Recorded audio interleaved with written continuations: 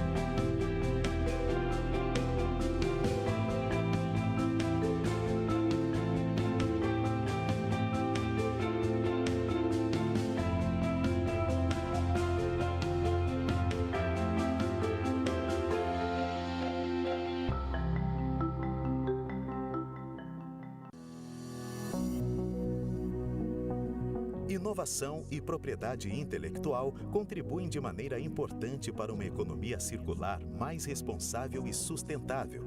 Essa tarefa é de todos nós e, para isso, apostamos na ABPI. A gestão de Luiz Edgar Montauri Pimenta à frente da ABPI nos últimos 4 anos colocou nossa associação na linha de frente dessas transformações. E sócios de nosso escritório contribuíram em comissões importantes. Estamos vibrando com esse congresso, onde esses temas serão debatidos, e continuaremos nessa trilha, contribuindo sempre com a nossa ABPI. Contem conosco.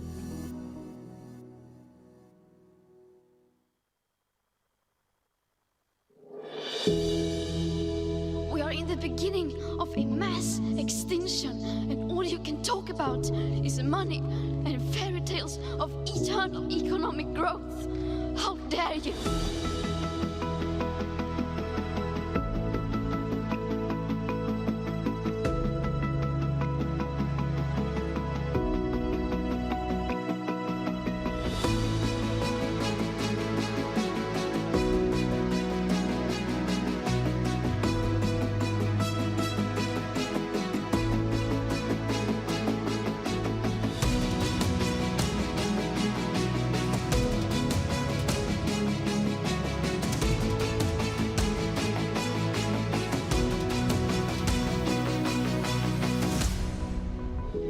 now there's a time that we can accelerate the circular economy.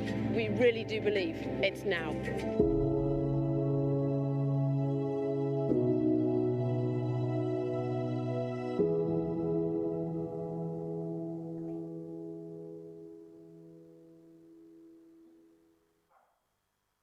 Senhoras e senhores, bom dia.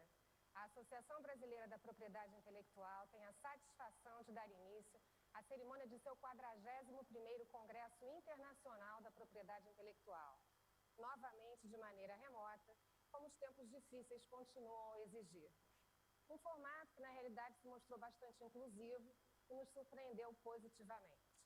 Esse ano, nosso Congresso terá como tema central a propriedade intelectual e a economia circular, que acreditamos ser fundamental para a comunidade de associados da BPI, comprometida com inovação e sua valiosa contribuição para a construção de um mundo sustentável. Nosso evento é o maior do gênero na América Latina e reúne as mais expressivas personalidades nacionais e estrangeiras envolvidas na execução e aperfeiçoamento dos sistemas de propriedade intelectual no Brasil e no mundo. Saudamos toda a nossa audiência e convidamos para compor a mesa de abertura Luiz Edgar Montauri Pimenta, presidente da BPI, Cláudio Furtado, presidente do Instituto Nacional da Propriedade Industrial, José Graça Aranha, diretor regional da Organização Mundial da Propriedade Intelectual, Luiz Henrique do Amaral, presidente da ABPI, Associação Internacional pela Proteção da Propriedade Intelectual, Elizabeth Simpson do Amaral, presidente da ASIP, Associação Interamericana de Propriedade Intelectual, Karina Miller, presidente da Associação Brasileira dos Executivos de Licenciamento, LES Brasil, Felipe Daneman Lundgren, presidente da Comissão de Propriedade Industrial da Ordem dos Advogados do Brasil, seccional do Rio de Janeiro, Álvaro Loureiro, presidente da ABPI, Associação Brasileira dos Agentes da Propriedade Industrial, e Daniel Adenson, presidente da ASP, Associação Paulista da Propriedade Intelectual. Saudamos as demais autoridades e todos os presentes que nos acompanham nesta manhã e, de forma especial, a diretoria da BPI, o comitê organizador deste evento e os representantes do INPI. Agradecemos nossos patrocinadores. Sem a colaboração destas organizações, esse evento não seria possível e a elas estendemos nossos mais sinceros agradecimentos. Para dar boas-vindas, convidamos o presidente da BPI, Dr. Luiz Edgar Montauri Pimenta. Obrigado, Érica. Bom dia a todos. É um prazer tê-los aqui conosco nessa manhã. Você começa, Marília? Com grande Marília. alegria, né, que eu abro os trabalhos desse 41º Congresso Internacional a joy to da open Propriedade Intelectual, no modo gênero na América Latina. Bom, Congress esse ano, on com as Intellectual honrosas, Property in teremos Latin as America. participações This do ministro year, da Economia, Paulo with the Guedes, participation of ministro do Supremo Minister Tribunal Federal, Paulo Guedes Roberto and the Minister Barroso, of the ministro do Superior Supreme Tribunal Court, de Justiça, Mr. Ricardo Barroso, Vilas Boas Justice Coelho, Barroso, e de of the Court of tantas outras Justice, Vilas personalidades Boas, ilustres Justice Vilas Boas, and do so nosso many other cenário prominent político, econômico, people in our political and até mesmo de economic participantes estrangeiros. scenery Eu with gostaria de dar início foreign aos trabalhos, participants too. I would primeiramente like to saudando start this Congress, first greeting all of the participants of this Congress e disponibilidade de todos. and thanking you for your availability to contribute to the success of this event with the participation of all of you. This is our second virtual Congress for reasons that you are all aware of. And once again, we are trying to make all of the efforts possible in order to facilitate access and enrich the experience with the virtual participation of all of you. I hope that we correspond to your level of expectation, which is very high in this Congress, both in Brazil and around the world. Over these 4 days, we're going to discuss several aspects of intellectual property and its contribution for the building of a circular economy, which is the broader topic of this Congress. We want to make more intelligent use of productive processes, and there's innovation, which is the driver of all of this process. And intellectual property is a major component of this phenomenon. And all of this depends on the health of our economy. Our opening speech is going to be made by a keynote address by someone extremely special. On behalf of our associates and on behalf of ABPI, I would like to say how grateful we are to Minister Paulo Guedes for having found time in his very, very busy agenda and to speak to us here. ABPI is extremely grateful for your availability. ABPI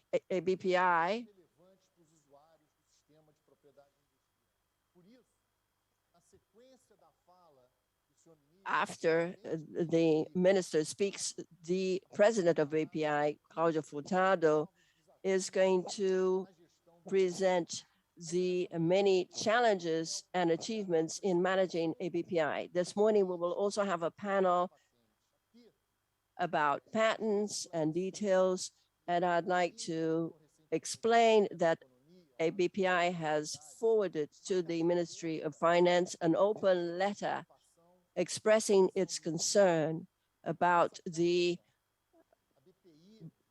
situation of ANPI, Brazilian PTO.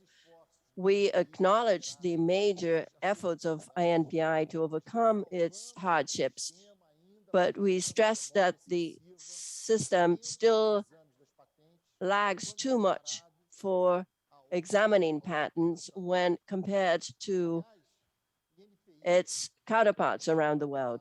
ANPI is an agency that has a surplus in budget. So it should be made very clear that the ABPI vision believes that ANPI can be granted its financial autonomy. And according to ABPI, that would be the only way to definitively solve the backlog problem and the taking too long in examinations. This has been much improved, it should be stressed, but it is still slower than its counterparts in other countries.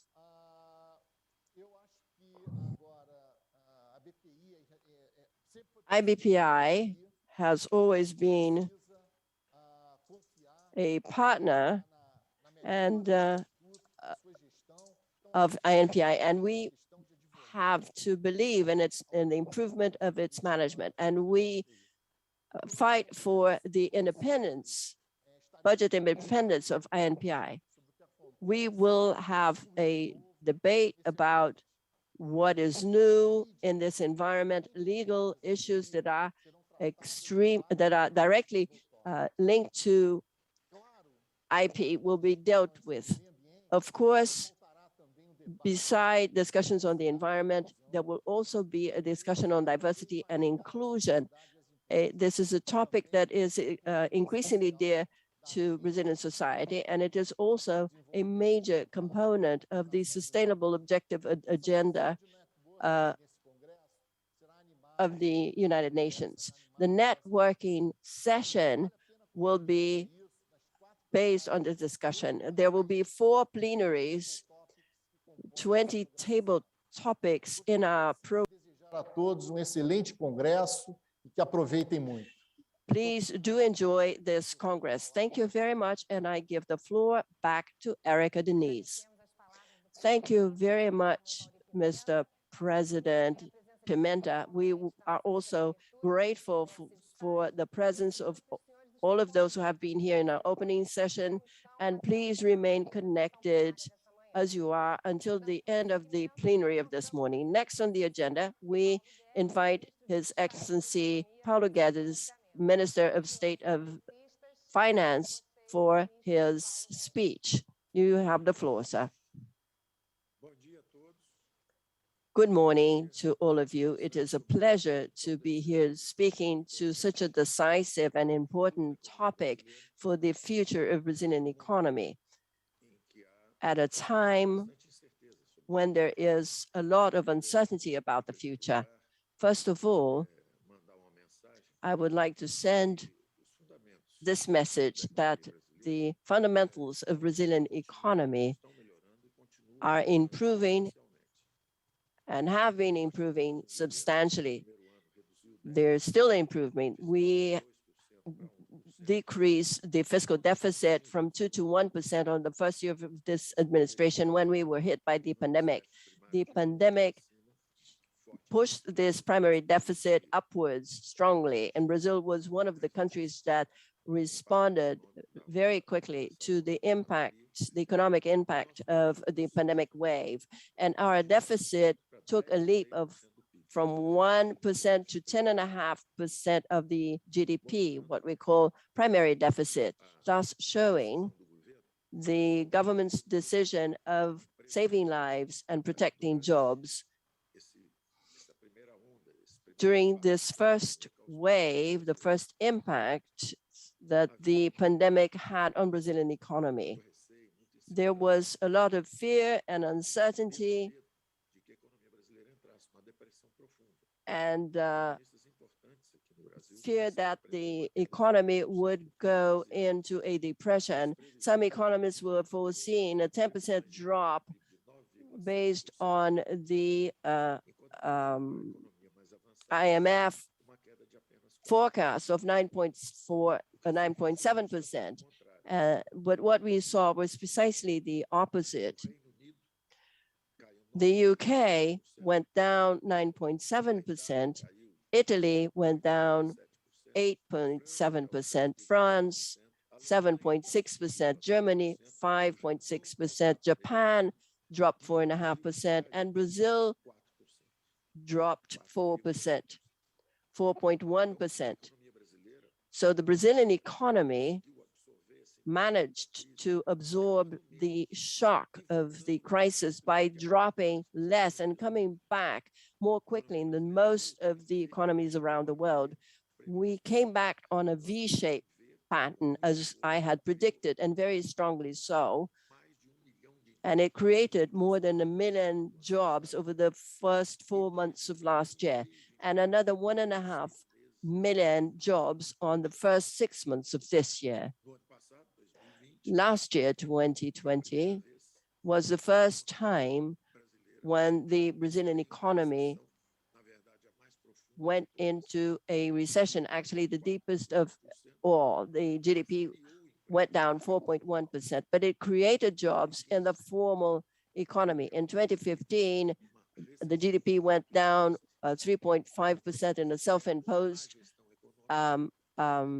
crisis due to ill domestic management, and we lost 1.5 million jobs. And in 2016, this crisis went deeper, and the GDP dropped an additional 3.5% in this recession brought about by bad internal economy, and we destroyed 1.5 million jobs. In 2020, the GDP went down more as an effect of a pandemic that came from abroad, from outside, and we managed to create 140,000 formal new jobs, and we digitalized 68,000, or rather 64,000 Brazilians, the most vulnerable ones, and we provided emergency aid, which protected the survival of these people.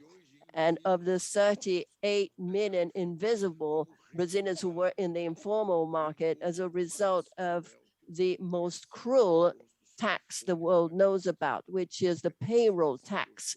And it is thanks to payroll tax that 38 million Brazilians are excluded from the formal employment market. They do not manage to get jobs because of the obsolete legislation, when many levies that double the cost of a job created. It is not by chance that we have 40 million Brazilians employed in the formal market with job contracts, and many, many others in 40 million in the informal market. So for every formal job is created, another one is thrown out of the market, precisely because for every job you have to pay for two. So every job created means another job that is destroyed. And these 38 million invisible people could not be left to their own fate. When we move to social distancing, they would not have a way to survive had we not granted emergency aid. We also protected companies which, instead of firing employment, received aid from government. So we went into this situation with mobility and effects of this.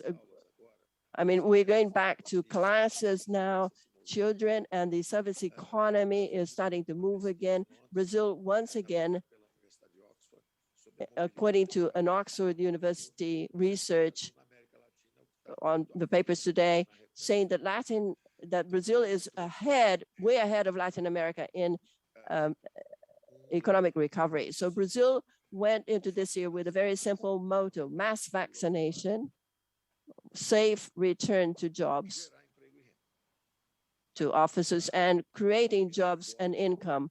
The economy is moving and it should grow 5.3%. This is the average of expectations that were revised at every week over the past 16 weeks.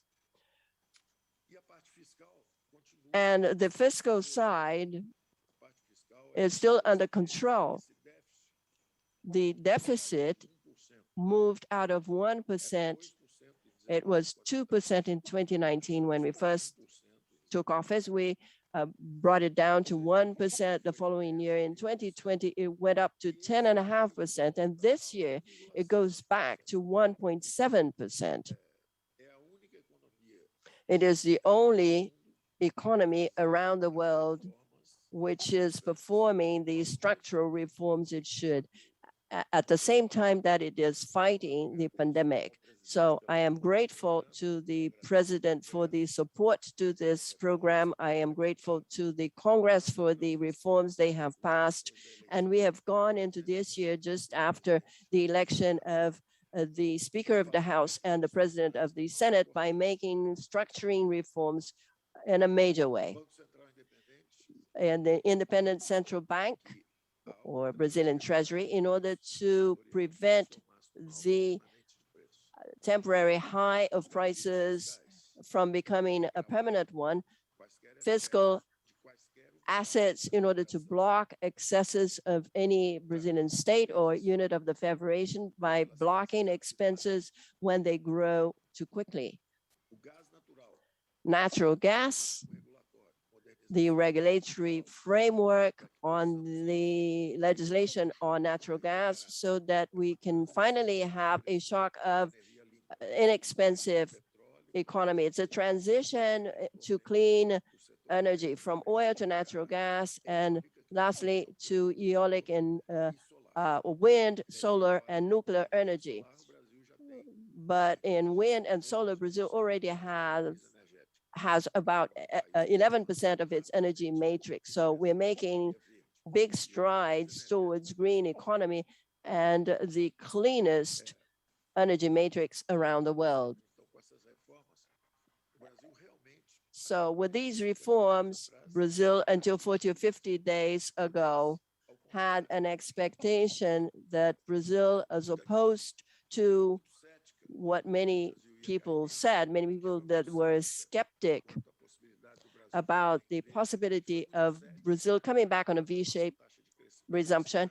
They were skeptic about our growth rate this year. So we were really taking off, and we are taking off economically. And now there is like an anticipation of the elections. And of course, this has an impact on expectations, but we hope, and we are confident on the Brazilian economy and Brazilian institutions. We hope that the excesses that may be committed on one side, on another side, on specific agreements are moderate ones. We have to moderate these excesses precisely to assure the Brazilian economic resumption, which is almost assured.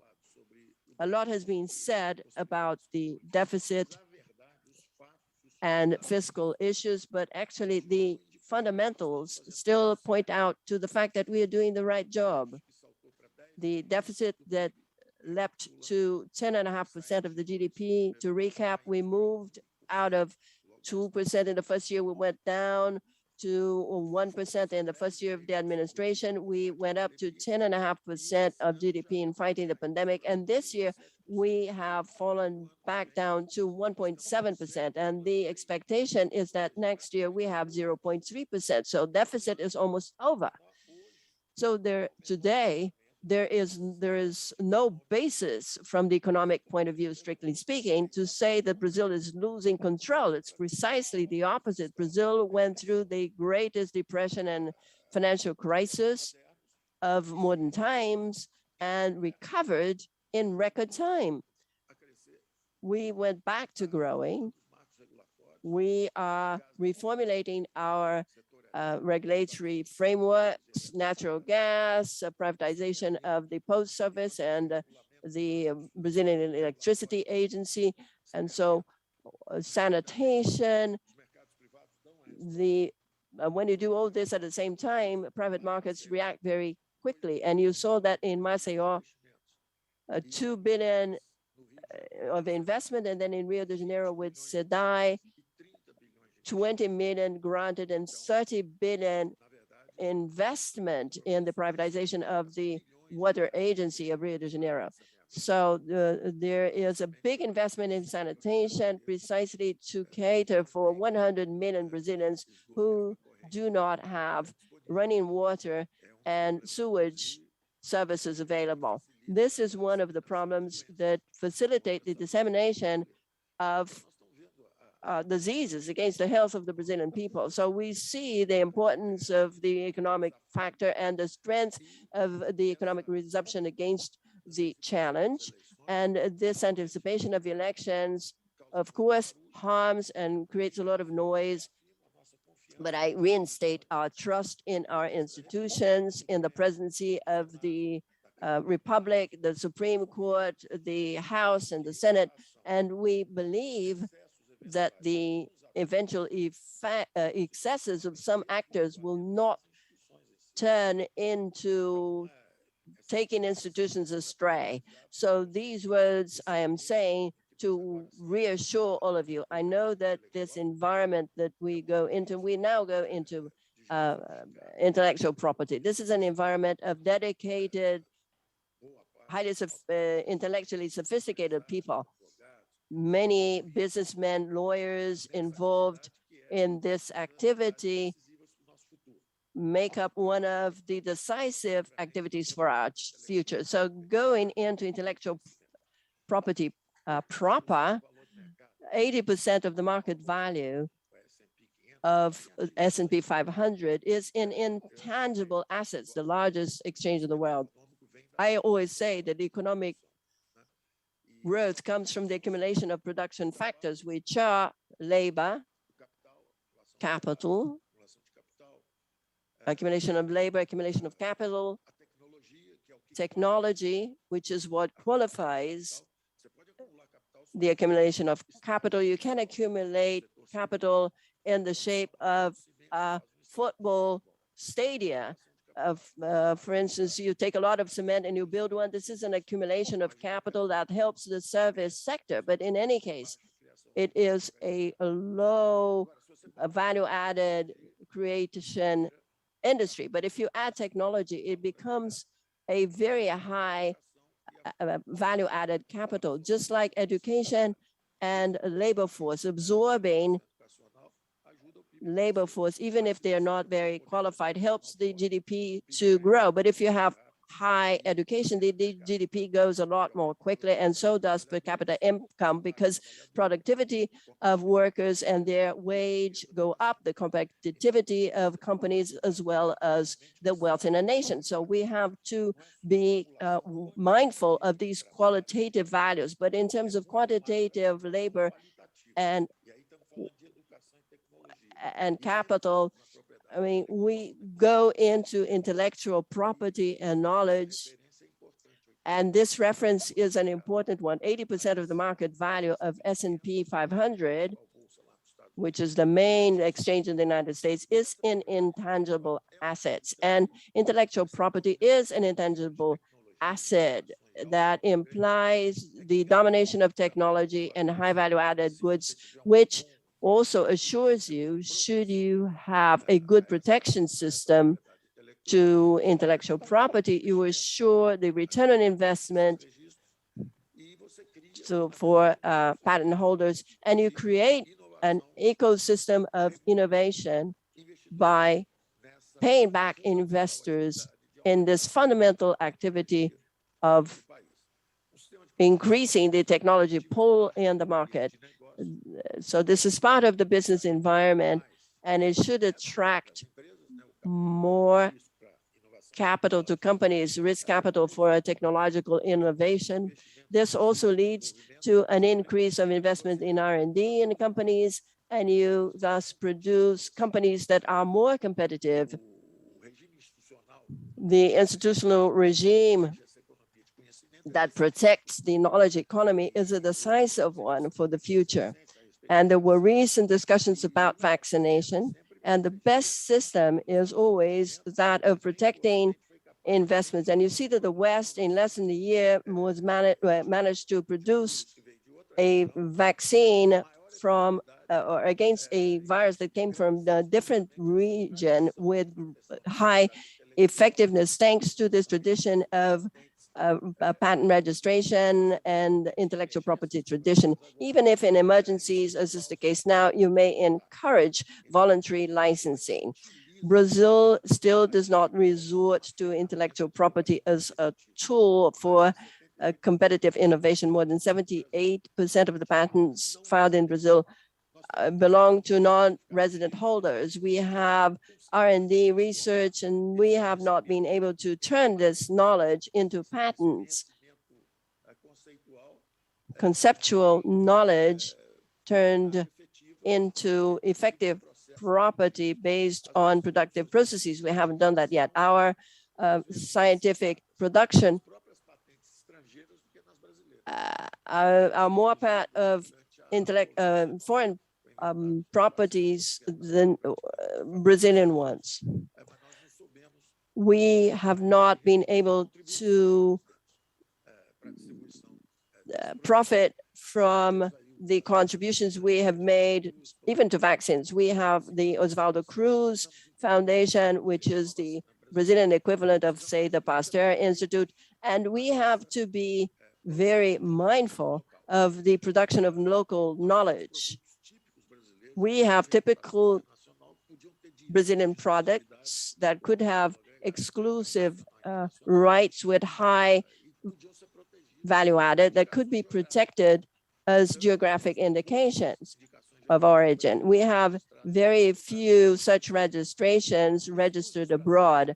This strategic use of the intellectual property system is based on the knowledge that, or on the idea that knowledge should be disseminated, and intellectual property assures greater production and effective of knowledge spread through products where this technology is applied, by assuring return on investment, thus creating the circular causation process of research leading to the application of research through innovation, the distribution and absorption by the consumers market, the return that comes to investments, and the accumulation or reinvestment of this return on more research and a greater dip into this knowledge. So the government is aware of the need for perfecting the national intellectual property system, but our problem is the delay in granting patents in Brazil. In June 2019, we implemented a backlog fighting program, which has been very well implemented by the president of the National Institute of Intellectual Property, the Brazilian BPTO. We've been friends for more than 40 years, and more than 60% of the backlog has been eliminated, and it should meet the goal of reducing backlog by 80% by the end of 2021. The three main challenges in intellectual property in Brazil are perfection of the filing and registration of patents. The second one is disseminating and protecting intellectual property in order to assure the development of people. And the third one is qualification, so that these people and these companies that are creative may also adjust and be able to identify these intangible assets that need to be protected for competitiveness in business. These three main challenges were mapped out and addressed by the National Strategy of Intellectual Property. There are 210 actions in a period of 10 years.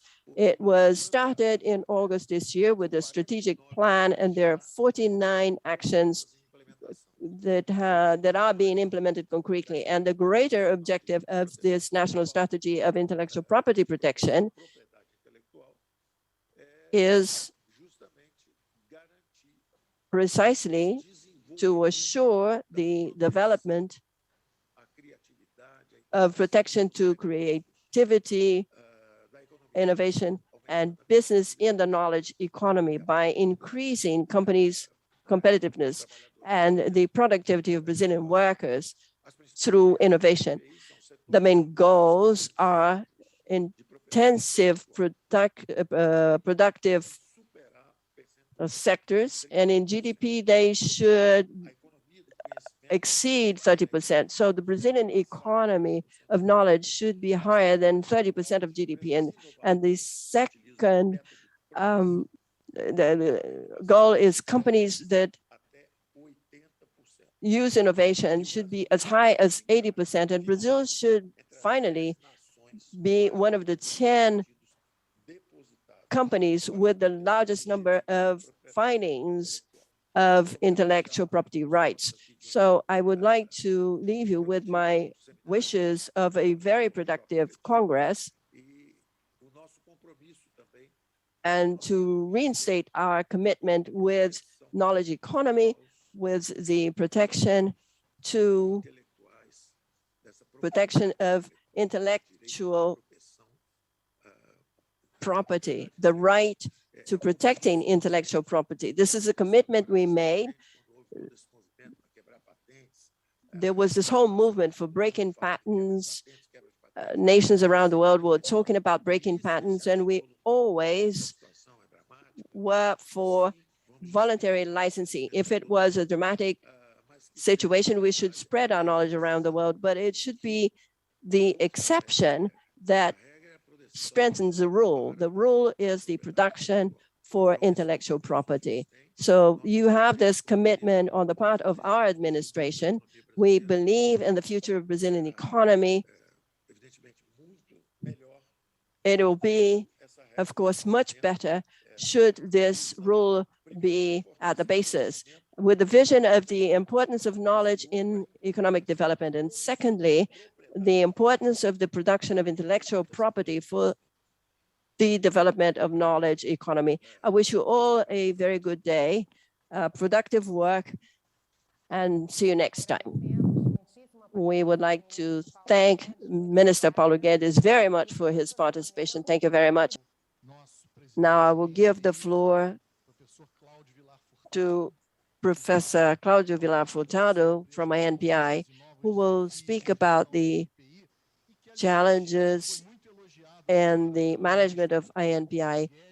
And Mr. Paulo Guedes made many compliments to you and your work. And ABPI is very proud to be a partner of INPI and to cooperate with the breakthroughs that have been implemented.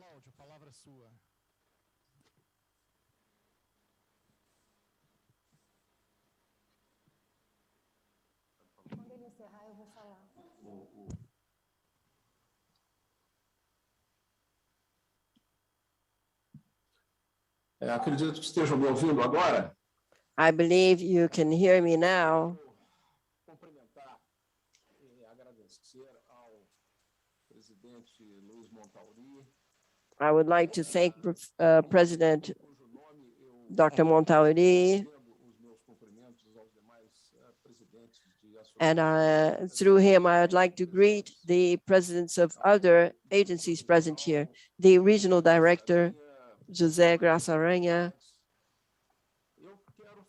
other prominent figures, and I would like to especially thank do ministro Paulo Guedes, Minister Guedes, que é sempre grande professor, grande intelectual, who is always such an important da Universidade teacher de Chicago, from the days dating back to the University of Chicago, where he became one of the most brilliant PhDs of the economy department of 1978, eu tive o privilégio, when I had the privilege to be his colleague in some discipline.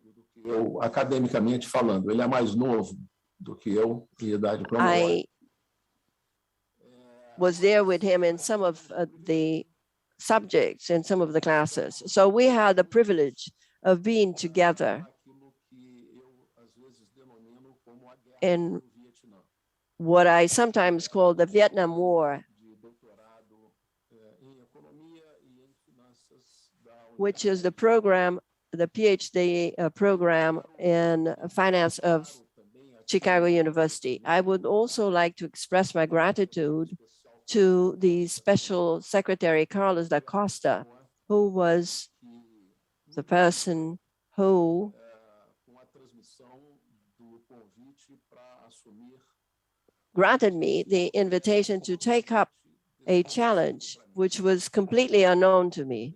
em janeiro de 2019, In January 2019, professor, consultor, I was a professor and consultant and member of the board, especialista excuse me, em ativos financeiros, an expert in financial assets and financial asset markets, membro de conselho de administração member of the board, e participante de tribunais,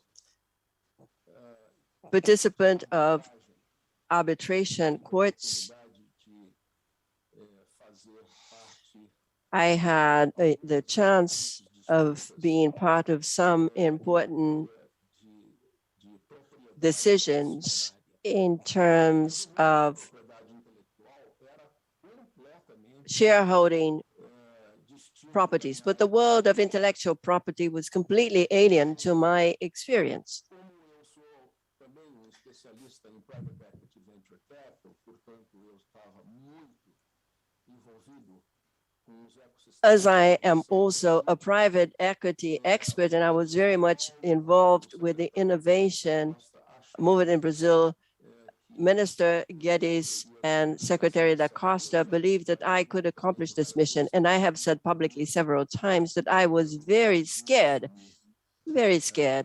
to take up this challenge. Acho que a última coisa que But I think that the last thing that we should do at this point aos 70 anos, in life, I was already 70 years old, diante de was to not accept infelizmente, as notícias públicas a challenge. que eu recebia a respeito da instituição eram efetivamente notícias And what I heard, que deixaram os menos the news that I heard tanto até could have left experienced members fearful too. The problem of providing a solution to the backlog problem to deal with chronic investment in information technology, the cultural problem that was attributed, and I insist attributed, to the functional behavior of the executive body and the workers in the institution was stained by very negative news that was circulating in the press. And I would like to say that, like anything in life, we have to make a deep analysis of a problem and to understand it in all its depth. And I have said this more than once, this is nothing new. I have found a body of experts of the highest level, both professionally and otherwise, a body of patent examiners where more than 80% of them have academic titles of PhD, post-PhD, experts in the field of trades or brands of the highest quality, and a leadership of senior personnel in ANPI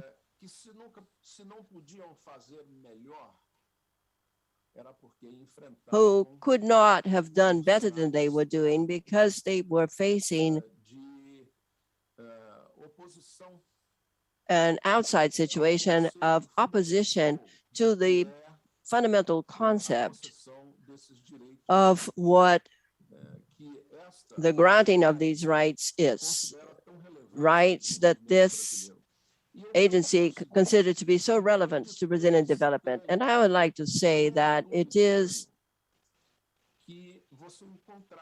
not unexpected that you would find in an organization such as this one, people who would oppose to the granting of intellectual property rights. They were explicitly opposed. They thought that the major role of ANPI was not to grant rights, because the granting of rights, in their view, would grant undue privileges to multinational companies who wanted to exploit the Brazilian market. There was an assumption of a logic in this kind of reasoning. And it should be said, by the way, that two major intellectuals, one of them a Nobel Prize winner in economics, Joseph Stiglitz, and an extraordinary professor of private equity, venture capital, and investment banking of the Harvard Business School, George Lerner. About 2004, they wrote articles showing that the North American or the United States patent system, as it was structured at that time, actually created disincentive to innovation in a big way, and work of intellectuals that were very prominent. In the United States, we're not talking about Brazil, so it is not just for no reason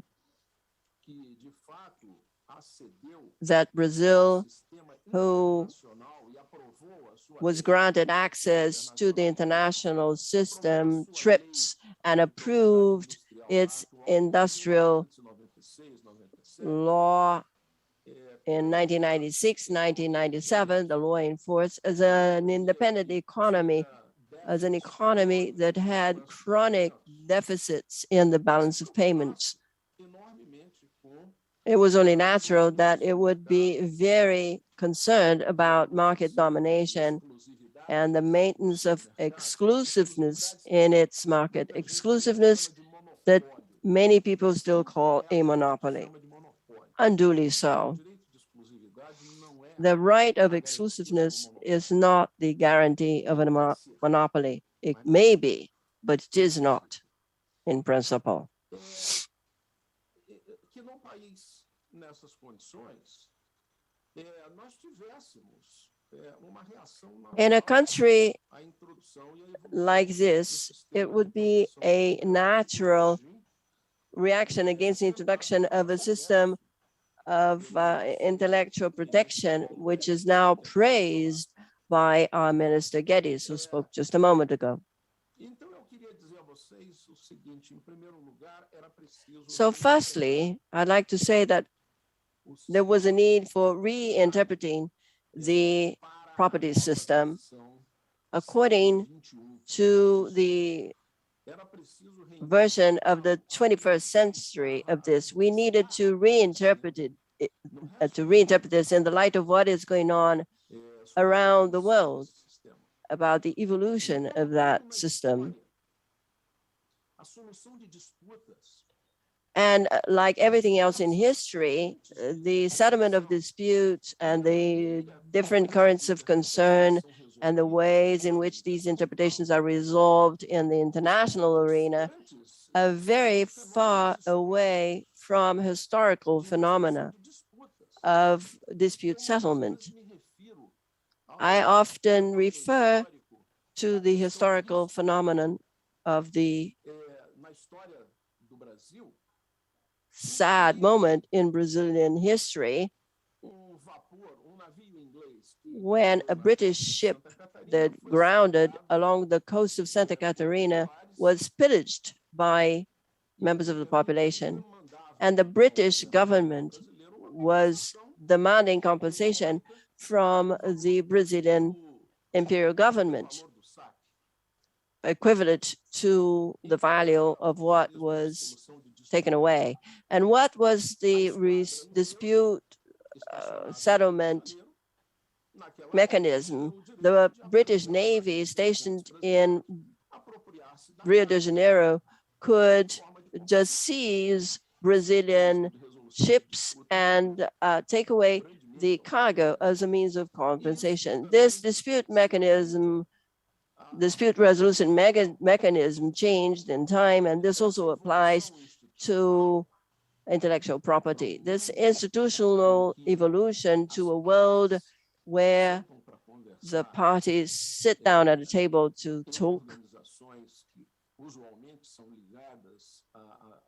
in organizations which normally are under the UN umbrella for dispute settlement and change of regulations is the world we live in.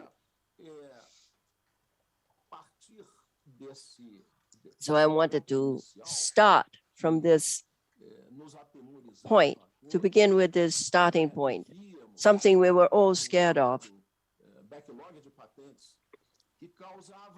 And we looked at the patent backlog, which used to cause an incredible cost to Brazilian inventiveness, a cost measured in billions of reais. The change to a reality to which we evolved. And that evolution occurred as a function of some facts. Yes, it did take place because of physical investment that was made. We needed to count on the support of the Brazilian Agency for Industrial Development, and that was before my administration under Professor Luis Pimentel, in order to re-equip INPI and to make INPI be able to take important steps in the use of information technology and stop analyze patent requests in paper that had to be physically carried by office boys up and down the stairs. And Dr. Graça was there and saw this with his own eyes, so that the patent examiner would have access to those thousands of sheets of paper. We had to go digital And the digitalization process was completed last year so that examiners could have electronic access to the material. So improvement of physical conditions and technical and operational conditions of functioning. But this was not enough. We needed to have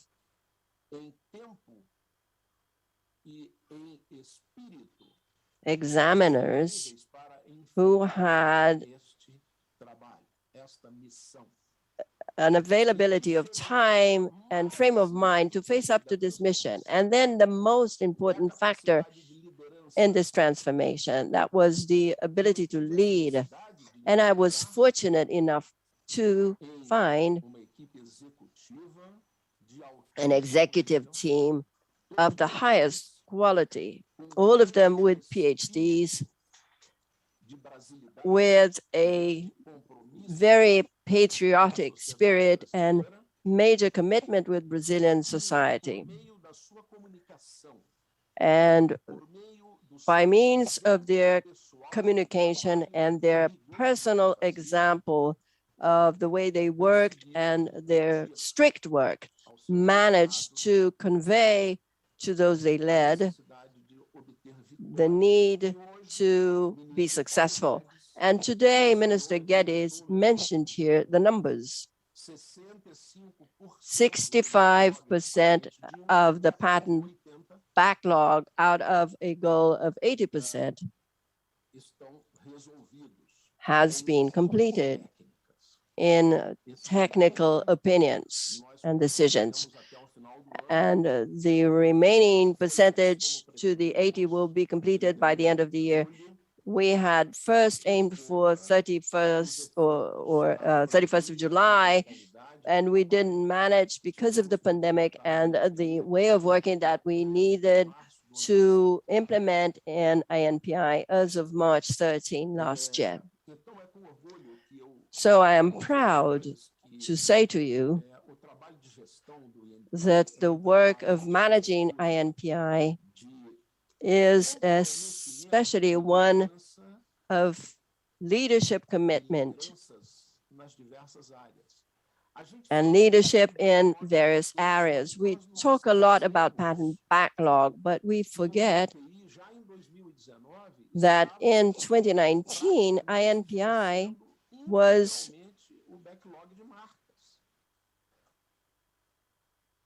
already eliminating the trademark backlog.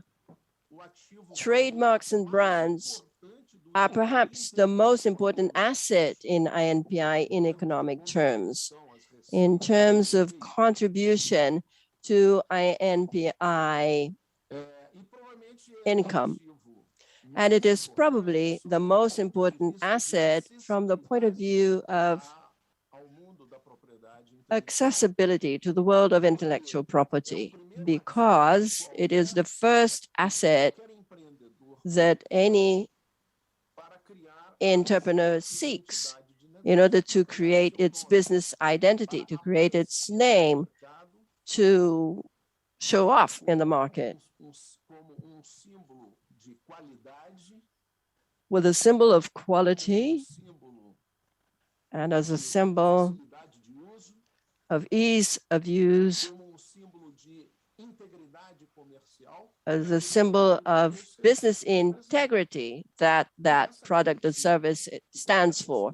And this assuredness, and this is the assuredness that any consumer needs to have.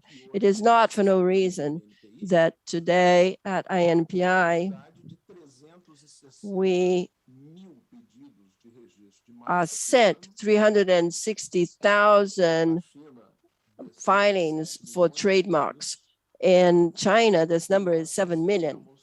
And we receive, our goal for this year is 34,500 patent requests a year.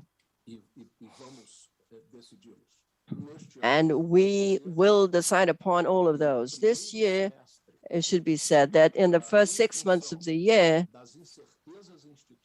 because of the institutional uncertainty, as mentioned by Minister Guedes,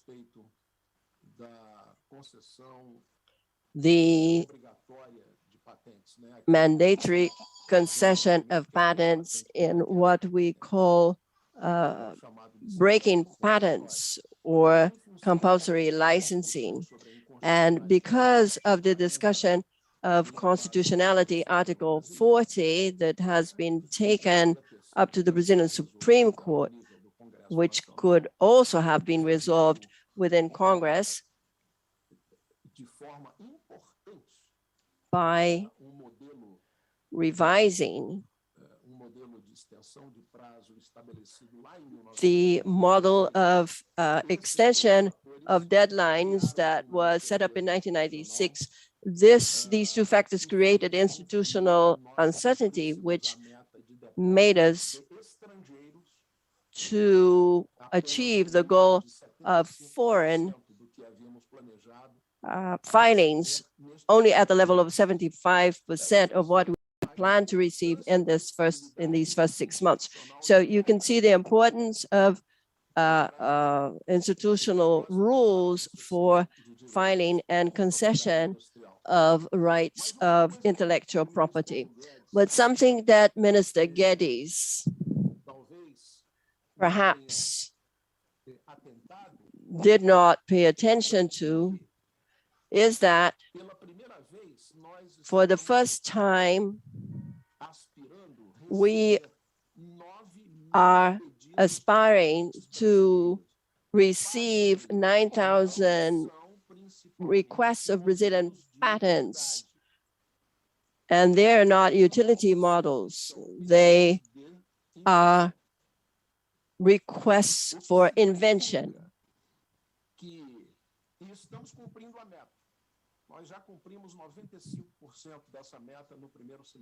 E vamos cumprir 100% dessa meta. This means that we have achieved 95% of this goal, and we will achieve 100% because of a very important program created in ANPI called ANPI Business, which is expanding the 28 agreements of technical 28 agreements with the most important organizations that promote innovation in Brazil. Through this technology, offering telemetry programs to those who want to file for patent with a level of quality that ensures that it will not be refused due to formal aspects. It is through this program that we have been able to activate the level of filing that we have now with a large number of invention patents. And this is not something irrelevant. I'd like to use the final minutes of my presentation, and I know that I've been talking for over 20 minutes in this introduction, but I want to highlight the fact President Montauri talked about the financial independence of our institution, of the BPTO. So I would like to tell President Montauri that this independence is something that we have been achieving, although no amendment has been made in the legislation, which would be desirable. This is the result of a carefully done management work undertaken by the INP team. We have been reviewing periodically our investment plans and financial needs as well. And we are working regularly, closely with the Ministry of the Economy. But let me give you some numbers. We have started 2021 with a very large uncertainty in terms of our budget. We were given by the Ministry of Finance. 47 million in terms of discretionary expenditures. And this was the result of a dialogue with the ministry. This was due to a professional work that allowed us to show in details our plan, what were the investments, what was the productivity of INPI. We were able to expand our budget to 70 million this year. And let me tell you, it won't be easy to properly spend 70 million. Why? Because in order to make expenditures, we have to respond to an old legislation, the 8666, which accounts for the fact that the purchasing processes end up being costly to society, costly in terms of human resources, costly in terms of our specialized agencies. But given the last amendments introduced by the liberal government of President Bolsonaro and Minister Guedes, thanks to that, we've been able to approve institutional landmarks in terms of startups, technological orders, and gradually we are being able to get rid of the control that this law imposes on us and preventing us from spending effectively. But when you talk about financial independence, and here I'm talking about physical investments and investments in information technology. That's right, but today the main challenge faced by INPE, and you will be surprised, this is not our main challenge. My main battle that I have to fight at INPI is that I have to take to the government, I have to take to the Special Secretariat, to Minister Paulo Guedes, and to the President, who will authorize what I'm going to say now.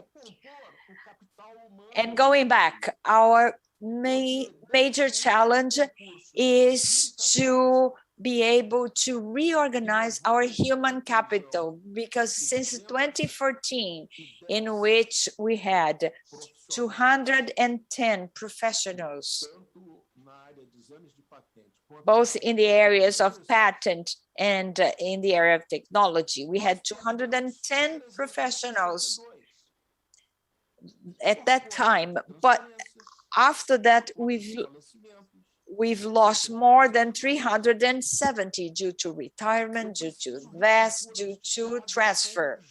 So I have to organize my human resources team with young people who are knowledgeable on biotechnology, biopharmacy, people who are willing to come to these areas, people who are willing to go with us in our incursions in the Amazon, so as to be able to grant patents in bioeconomy. This is the major asset that we have to acquire in our institution. And this is urgent. The fact that we have no competitive public examination in our institution, and we've requested that, it's been 3 months already. This is the main risk that we face today.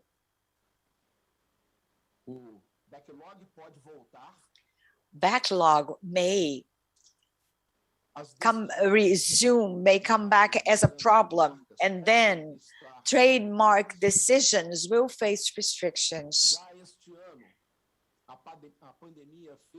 And this year already accounted for the fact that we had to slow down in terms of the 280,000 technical decisions that we had committed ourselves vis-a-vis society that we would be doing that. I think our result will be 87 or 90% of this goal. Unfortunately, due to the pandemic and due to the working conditions that we have, we expected to go back to in-person work earlier in April, but now it's already August, and we are planning to go back on September 28th, if, only if, the variable Delta does not lead us to further restrictions in the city. We will keep working and working hard remotely, as we are now having this seminar, this Congress. A few words that I would like to convey to you. The spirit of ANPI is the spirit of innovation, is the spirit of detachment, inclusion in the future.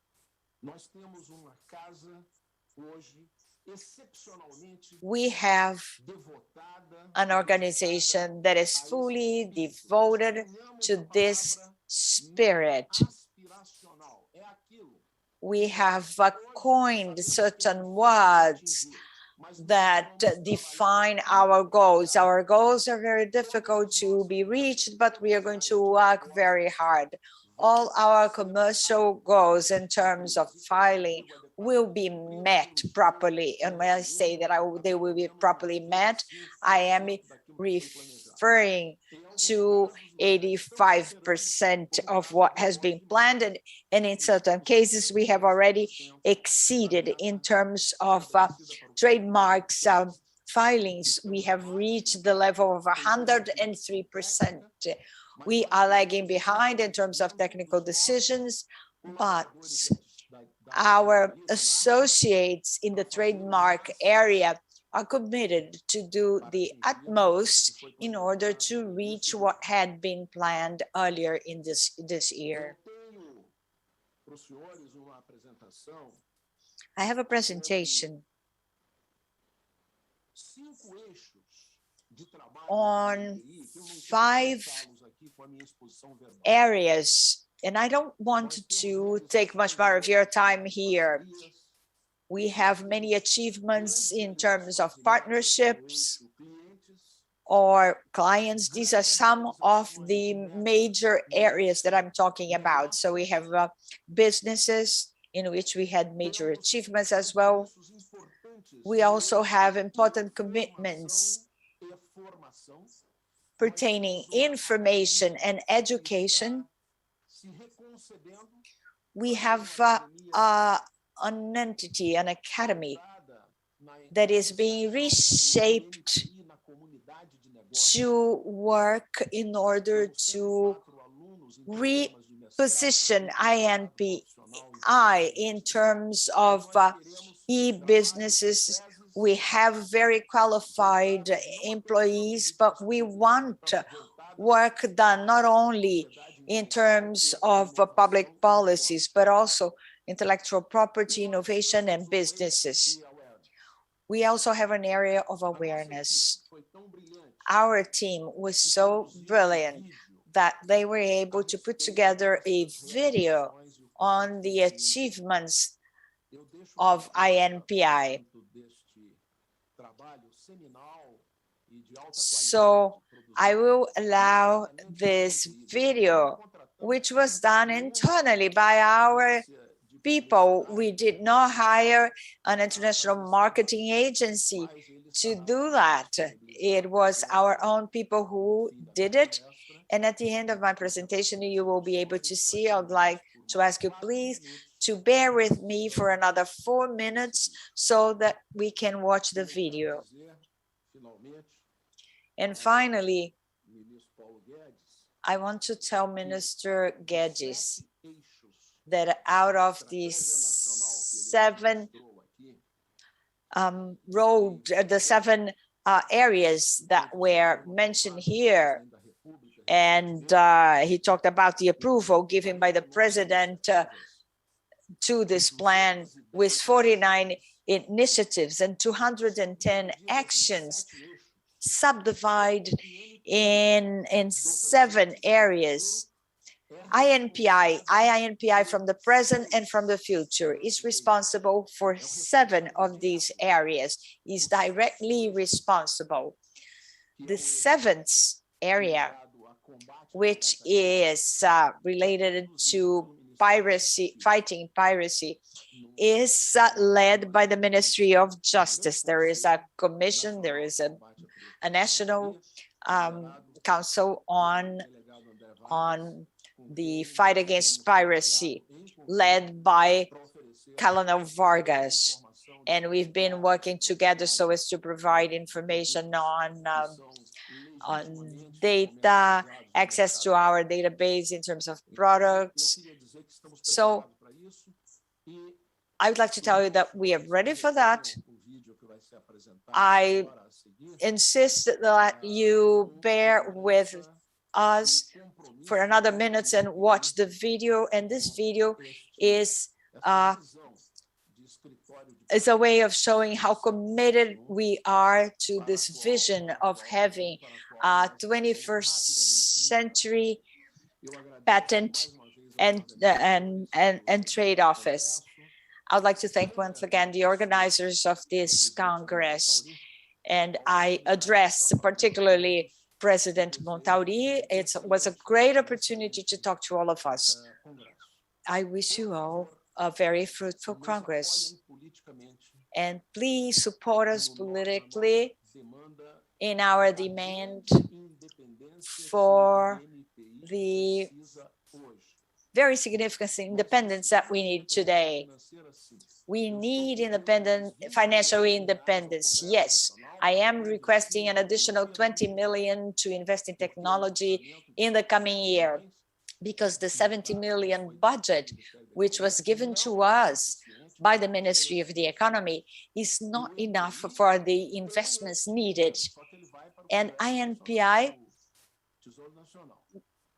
will have to request an additional 20 million. So I ask you for your support. I need political support as well, so as to be able to have a competitive examination, so as to be able to hire technical individuals that have the knowledge on technology and who can be examiners. I cannot use the statutory system to hire these people. I cannot have trainees doing that. I cannot outsource these functions. Therefore, given the guidelines that we have, these functions have to be performed by a civil servant. And having admitted 270 employees, but having lost over 300, and our institution is growing at fantastic rates, 2 digits, but I am restricted because I had a decrease in the number of employees that died, that were transferred, or that retired. So this is the major need that we have today: competitive public open examination, and I ask you please for your support. Thank you so much. Let's watch the video. The music will start in 20 seconds. There's nothing wrong if there is a delay. Thank you.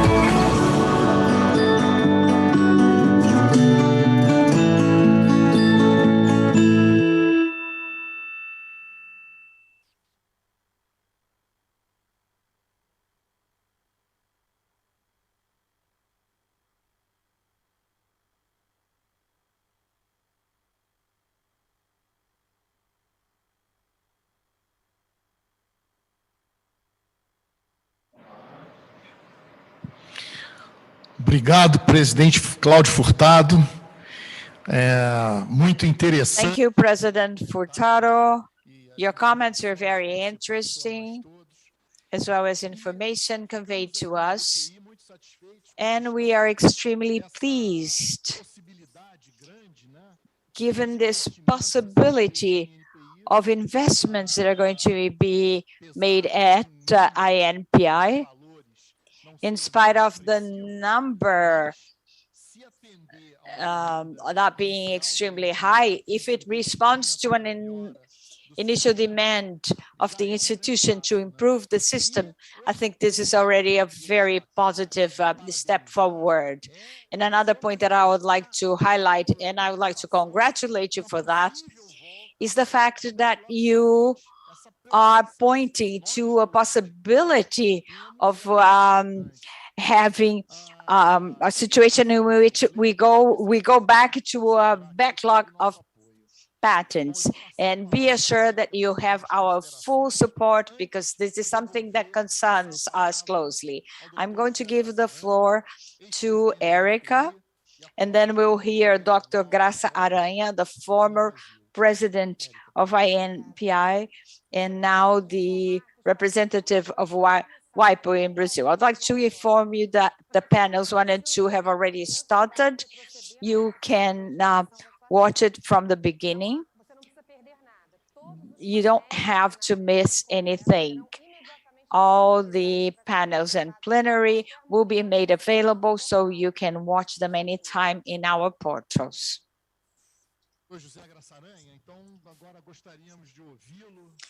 Dr. Graça Aranha, we would like to hear your view as a regional director of the WIPO office in Brazil in terms of the challenges that have been pointed out by the previous speakers. Dear President, ladies and gentlemen, it's a great honor for the WIPO to be here representing this organization in the 41st International Congress of Intellectual Property of ABPI. ABPI is our partner, has been our partner for many years, and we've put together many events in the area of intellectual property. ABPI has always played an important role, especially here in Brazil, in the sense of keeping the flame active in intellectual property, especially during the very hard years, during the 70s and 80s, beginning of 90s, and in very significant moments in which we had difficulties. I was very glad to hear Minister Guedes, Paulo Amorim, and Mr. Furtado. It shows that we are in a very positive path thanks to the effort of ABPI. Minister Paulo Guedes mentioned that an effective protection system is necessary to protect our economy. He also mentioned the strategic actions and challenges that we face in terms of fostering competitiveness. Mr. Amorim touched on very significant topics. He started his presentation talking about the negative impact of the reduction in the patent terms. And he mentioned that these are short-term decisions that will weaken the economy and will weaken the system. He mentioned that the short-term magnificent dinner may be a sign that in the future we'll have shortages. And in addition to presenting very positive data on about our economy, just as Minister Guedes did, Mr. Amorim pointed to artificial intelligence, to changes in the economy as a whole, the world as a whole, and how transformation will be a lot more impactful and significant than we can possibly imagine, and the pace will be much faster. Mr. Furtado pointed out the difficulties faced by INPI as a result of a recent decision related to paragraph of Article 40, related to a decision of the Supreme Court. Certainly, it brings uncertainties and it provokes legal insecurity. This was definitely not the intention, but this was a decision taken in a moment of international commotion. The pandemic affected us all, but I believe the focus was misguided in terms of this decision. It was a decision influenced by pharmaceutical patents. Unfortunately, the pandemic is not related to Article 40, and the effects can be very negative and run counter what we expect. A decision like this one means a break in investments, turns the work of the examiner a lot more difficult at INPI. In spite of the pandemic, examiners are working hard to reduce the backlog and the delays we faced until very recently. President Furtado mentioned something that Minister Guedes also pointed out, is the fact that 65% of a backlog reduction in patents took place. Trademark was already taken care of since President Pimentel, who was the leader of INPI before the current one. This had already been done. So in the patent area, we are progressing very positively, but the Supreme Court decision brings an additional level of difficulty. President Furtado also mentioned another important point, which is the financial independence of INPI, and Mr. Motauri also talked about it. This independence, which is contemplated in the law, set forth in the law, but it is necessary. This is not a recent problem, let me make that clear. It has existed for many years, but it's not conceivable that an institution like INPI, who has enough funds, they are allowed to spend 20% of they collect. In spite of the fact that they have a surplus, and they have to make investments in information technology so as to be able to face this increasingly fast changes that Mr. Amorim so appropriately talked about during his presentation. INPI has to undertake massive investments. Transformation is happening at a faster pace, as mentioned, and we have to heavily invest. And why? Why do we have to do that? Because the world will be turned around, will change. A patent will be examined in 3 minutes, and we will have a result. We anticipate that all information will be gathered at one point, and results will be given in a matter of minutes. All employees and associates will be there to feed information, but the system will work in such a way that we will have very expedite methods for results. And of course, we have to do that. Now, the patent protection, here we talk about 20 years. In most countries, this term is a matter of months and maybe 1 or 2 years, and we have 20 years. But in the future, when a patent is examined in minutes or maybe weeks, maybe we shouldn't have such a long protection lasting 20 years. Results of this invention may lose their effectiveness before that. But at a moment when we need investments the most, it's regrettable that there's no awareness of the fact that ANPI has to have independence to spend, more independence than it has today. And we have to understand that it is ANPI that collects this money. They have that as a result of their work, and they have a surplus. It is a very unique institution within the governmental framework, and this has to be recognized. I was happy to see that Mr. Guedes highlighted the importance of intellectual property, but this idea should permeate other levels of the government so that ANPI can spend more in modernizing its system.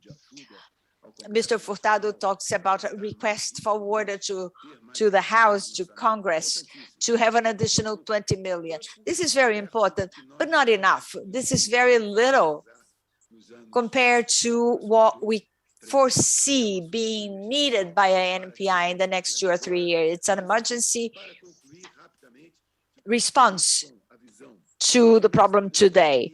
But to conclude, I am very optimistic about, based on what Mr. Amorim and Minister Guedes said. I was happy to see that the speakers before me highlighted important aspects and the important role to be played by ANPI in the coming months.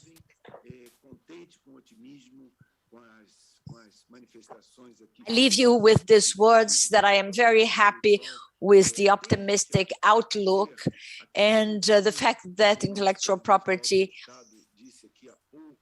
is no longer seen as something that could harm the interests of the country.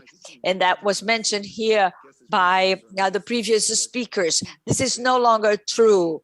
We see that multinationals are investing here, creating jobs, paying taxes, and paying salaries here.